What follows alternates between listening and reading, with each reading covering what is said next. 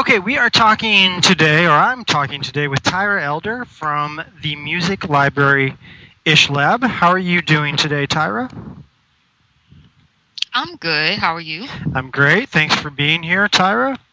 And Tyra, I thought we'd start by having you talk about Ishlab and your role there, how long you've been in business, how long you guys have been around, and if you could talk about, what you do at Ishlab, that would be great, Tyra.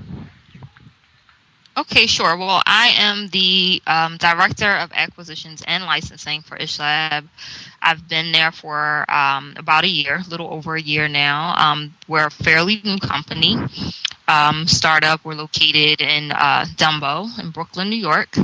And, I'm responsible for everything, I'm sorry, from acquiring artists and identifying artists to bring into the catalog, and also finding placement opportunities for those artists, along with we have quite a few talent scouts that work for us, and then also a couple other individuals that do sales for us as well. Okay, but you're one of the people at Ishlab then that actually screens music, you listen to music, and you decide, or you're one of the people who decides what music gets selected for your catalog, correct? Yes, I am. I actually am the ultimate decision maker of what music is goes into the catalog. Yes. Okay, so can you talk about, Tyra, what sort of criteria, what you're listening for from artists, why music gets accepted, why music doesn't get accepted? Can you talk about sort of the decision making process that you go through when you? Sure, definitely. Okay. Yes. Yeah, definitely. We actually look for four things typically. One being sound quality, production quality, vocal, and also lyrical content. Now, there are some instances, of course, when we just receive instrumentals, so the vocal and the lyrical content doesn't really is not an issue there.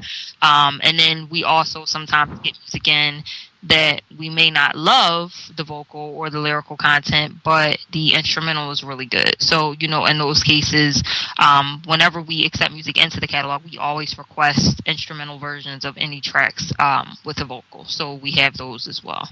Okay, and are there certain? And that's basically our. Okay. Sorry. No, sure. I was just going to ask you: are there certain things like stylistically that you're looking for? Are there certain styles you lean towards, as opposed to others? Is it based on projects you're pitching to? How does that work, Tyra?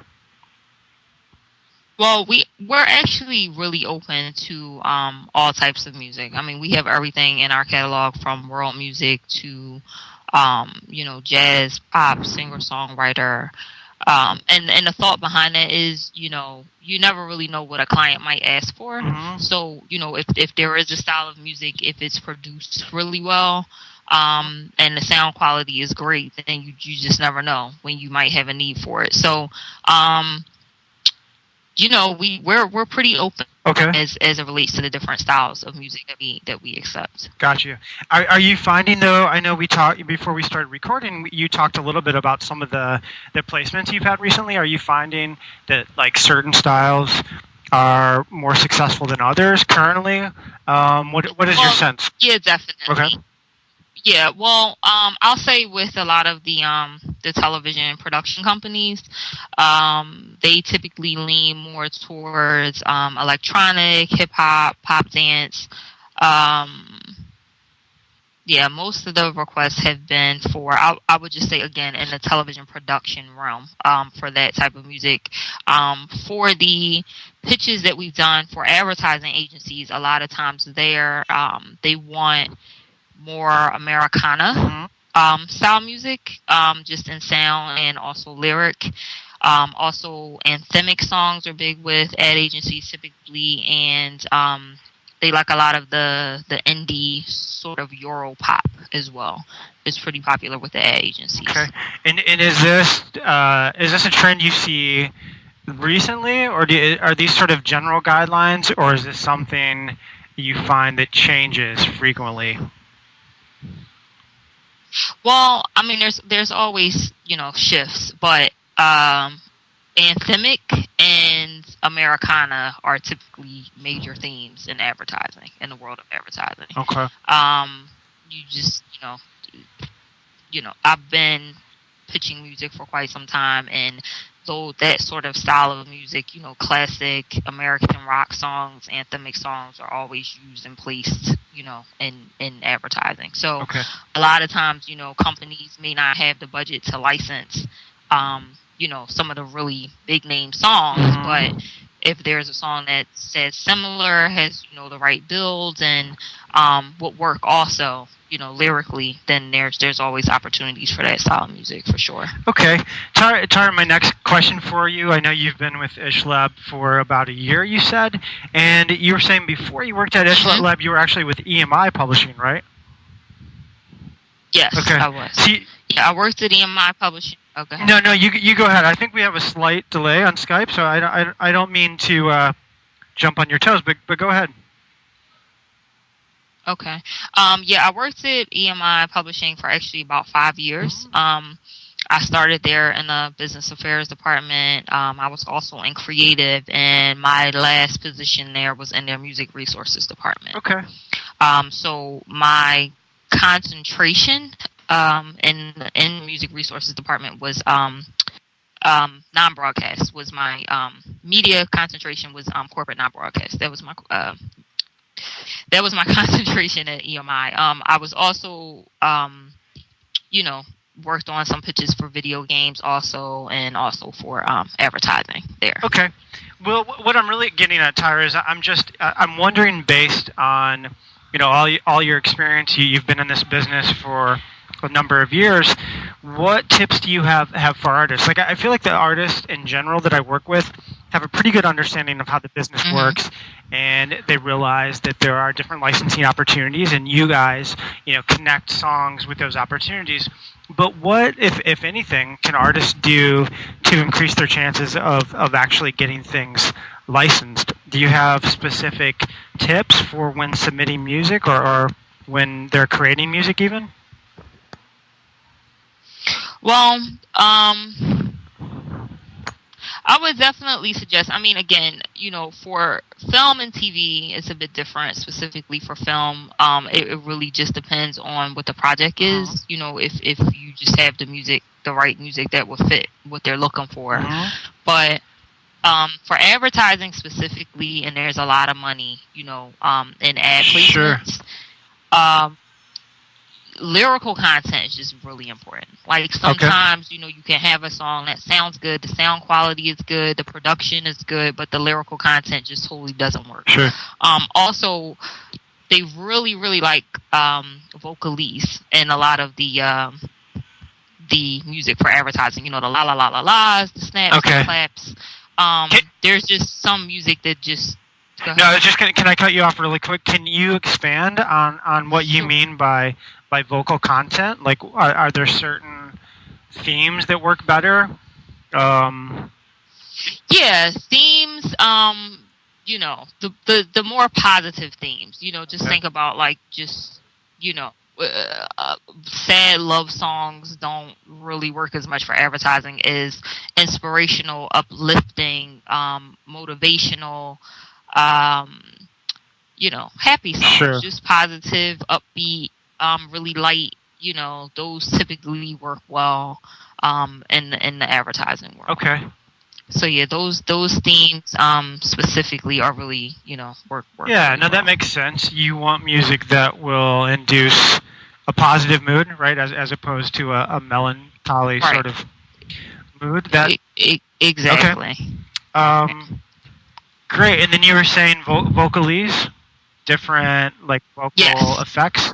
Yeah, the snaps, the claps, the snaps, the claps, the woohoos, and just again, just fun, upbeat, light, music tends to be very popular. And with ad agencies.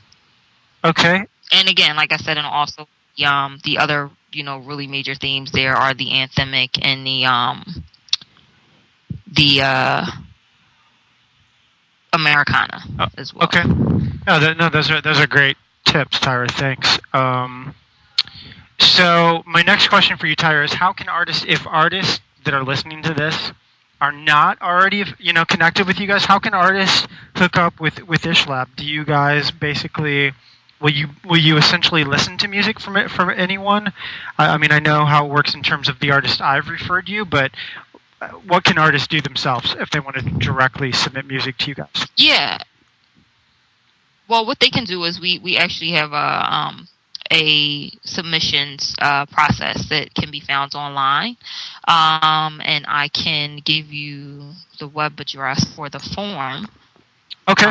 Aaron, if you could just give me 1 second. Yeah, sure. Bringing that up.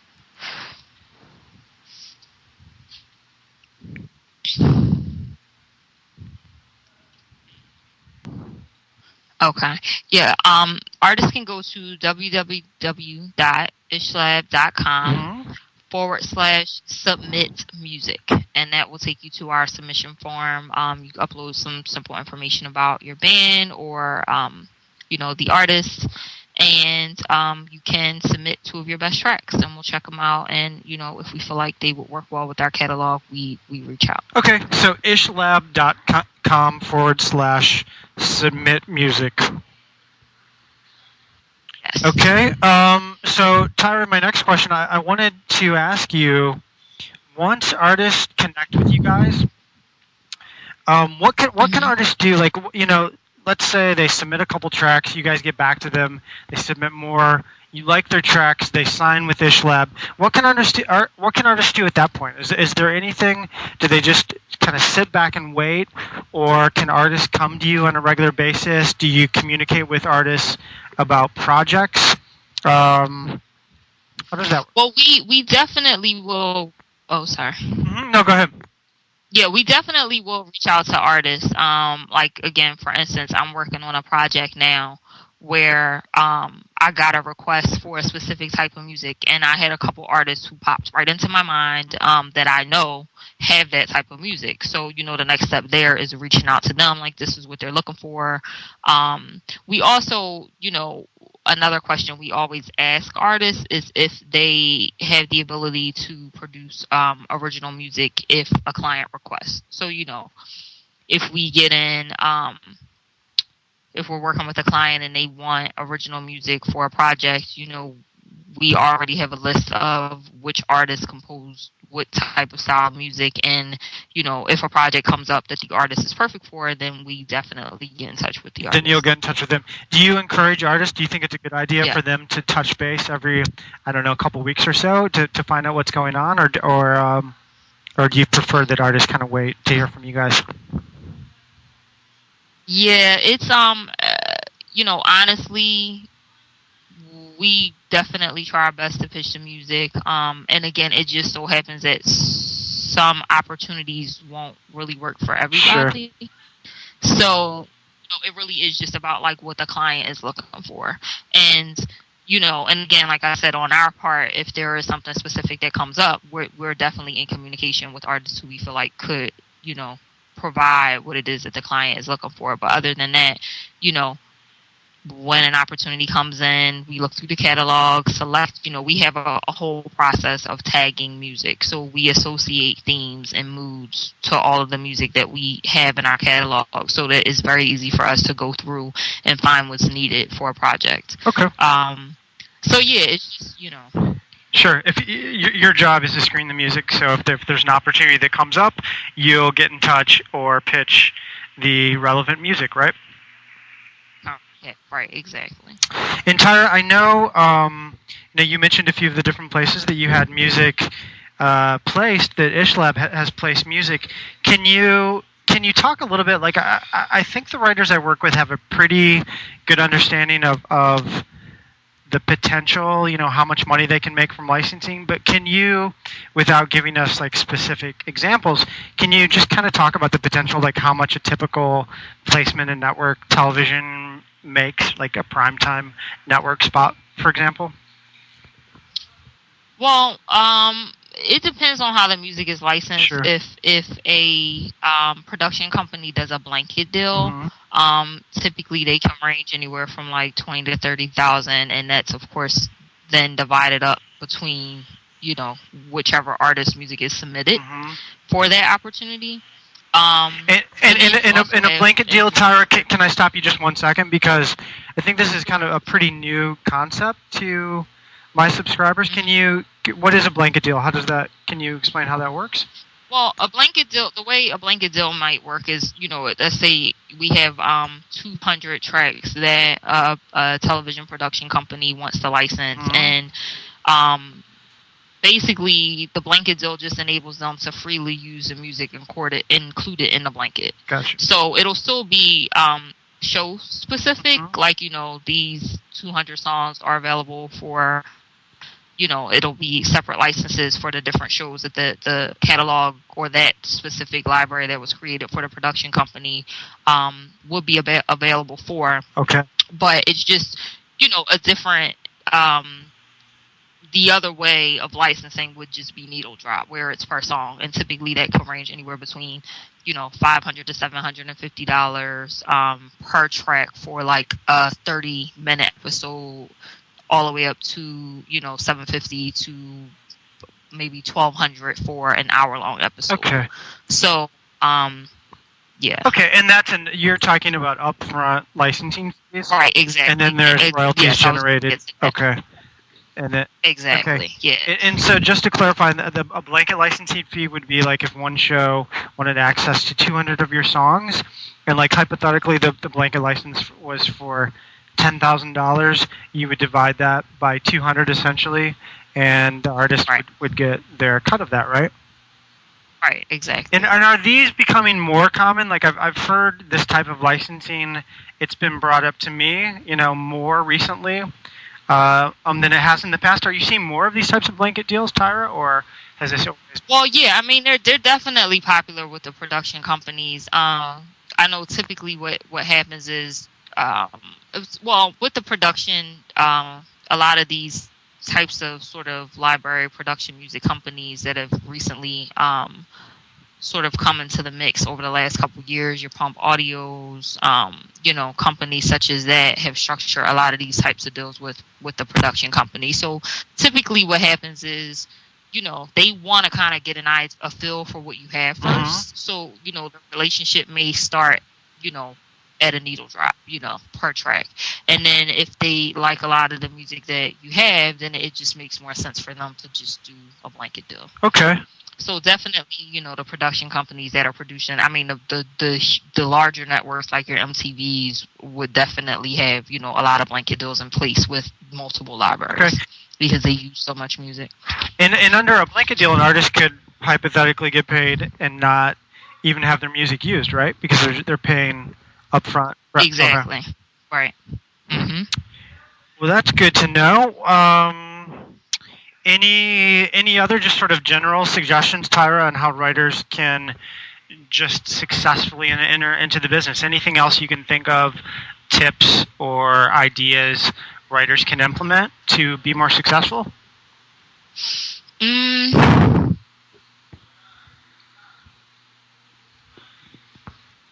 Well, you know what? I would think what, you know, would definitely be helpful is just, you know, when we are looking for clients or researching clients or reaching out, you know, we do research, you know what I mean? So it would make sense for a writer if there's a specific you know, media that they want to target their music toward, you know, to research it a bit, see what's used frequently, and, you know, try to simulate what's needed, you know, what's currently popular, what's in use, you know, to create something, you know, completely. I mean, I can understand from a writer's perspective, you know, you definitely don't want to take the creativity out of it. Right. And I can understand that, but, you know, that was the whole thought process behind some of these production music libraries where, you know, you have composers and writers who are composing music specifically for these types of opportunities. So, I mean, it can go both ways, but I definitely would just suggest, you know, that the writers just be knowledgeable about the marketplace, you know, what types of music is being used, and, you know, so that they can realistically know their chances as far as and what their chances will be in finding placement opportunities for their work. Yeah, no, that makes total sense to me. I mean, that's pretty much in line with what I always suggest writers do, is to study the market. Like in any other business, you wouldn't just kind of randomly create something and throw it out there and hope somebody likes it, right? You would Right. study the trends and find out what's in demand. So that makes total sense to me. Well, listen, Tyra, this was great talking to you. I really appreciate you taking the time to do this. I know we Thank talked you. about limiting this to about 20 minutes, and we've gone a couple minutes over, but I appreciate your time, Tyra. This has been really helpful. Thank you. I appreciate speaking to you. Thanks for the opportunity. Have a great day, Tyra. You too.